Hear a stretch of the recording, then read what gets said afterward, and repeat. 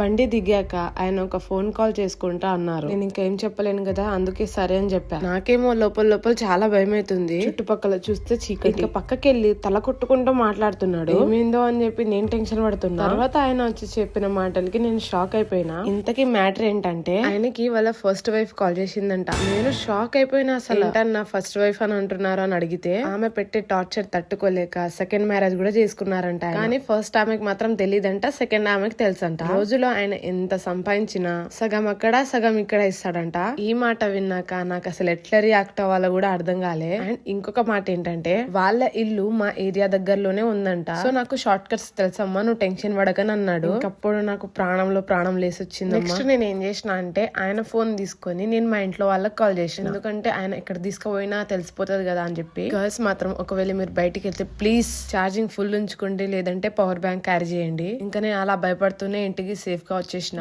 By మీ అందరికి thanks చెప్పాలి, ఎందుకంటే నాకు యూట్యూబ్ లో 20K సబ్స్క్రైబర్స్ అయ్యారు. నా ఈ చిన్ని ఛానల్ కి మీరందరూ సపోర్ట్ చేస్తున్నందుకు మీకు ఎంతో ధన్యవాదాలు. మరిన్ని ఇలాంటి వీడియోస్ కోసం నా ఛానల్ ని సబ్స్క్రైబ్ చేసుకొని ఫాలో కొట్టేయండి.